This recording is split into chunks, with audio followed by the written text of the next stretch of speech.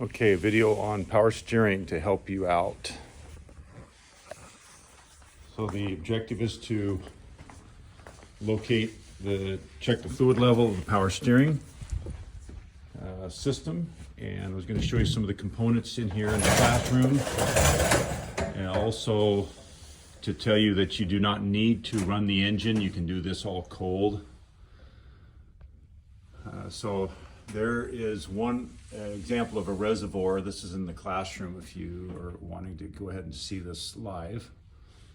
So a reservoir, that's a remote reservoir. Sometimes the reservoir is mounted on the power steering pump. That's part of the back is missing, but that's the pulley and the pump body that builds the fluid pressure and then sends it out through hoses to, this is a rack and pinion steering assembly. So the wheel connects to this end, the other wheel connects to that end.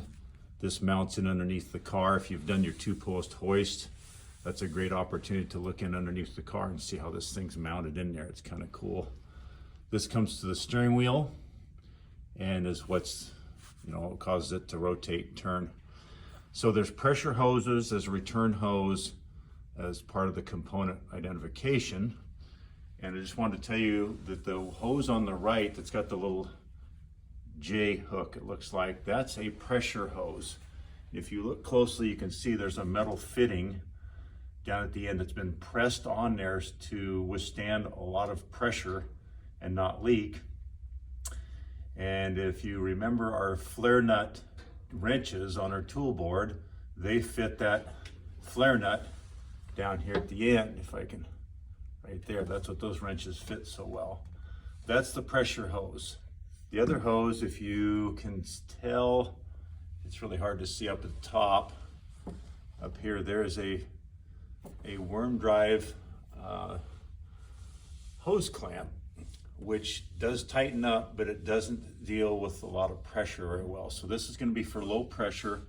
The return hose is just taking fluid back from the steering gear, rack and pinion steering gear, to the reservoir, which then sends the fluid down to the pump, and the pump pressurizes it and sends it back out to the steering gear. And that's the fluid that we use that's under pressure is what we use to assist and make steering the car easier so that grandma and grandpa can drive it. So these are the components that you want to be able to find. Obviously, you're going to need to look under the vehicle and in the vehicle, not in the classroom. There's another rack and pinion steering gear assembly. And this one's designed so that you can actually move it to see it function. Sometimes it's a little hard to do that on the car if you're by yourself. So I'm going to show you just a couple of examples on the car of where you might find. This looks a lot more complicated here under the hood, which it is. One clue is that the power steering pump will be driven off of this belt. This is called a serpentine belt. There's only one of them under the hood here, and they drive a lot of components.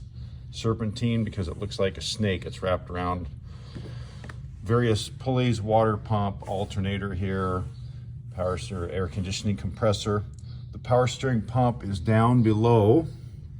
It's really hard to see down here in the darkness, but it is driven by this belt, so that always tells you where to locate it. And you can see that this happens to be well marked.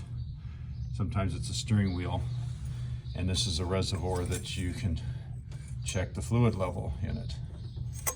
Sometimes there's a high and a low mark on the stick because power steering fluid is going to expand as it heats up, similar to automatic transmission fluid, and therefore we need to allow for that. So that's one of the questions I'm going to ask you, and have you explain to me why is there an add mark hot or a full mark hot and a full mark cold.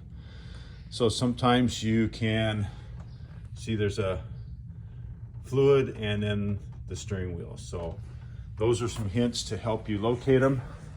One thing I did want to mention, there's another type of steering gear on pickups and trucks and besides the rack and pinion, and it's called a steering gearbox.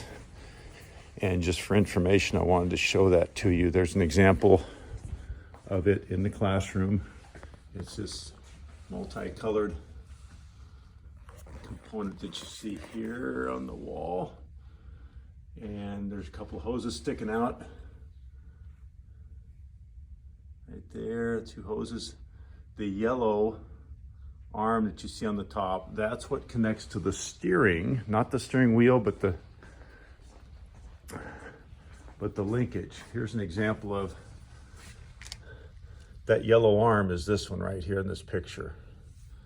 So it drives the steering linkage right to left and causes the wheels to turn. This is an example of a rack and pinion steering gear doing the same thing. As I'm turning here, you can see those teeth moving, and that causes the wheels to turn right and left. These are lines for the fluid, and there's a piston right here that fluid gets behind one side of it and helps you to push it one way and the other to help assist your steering. So it's called power steering because you get assistance trying to turn the wheel. Otherwise, it's called manual steering.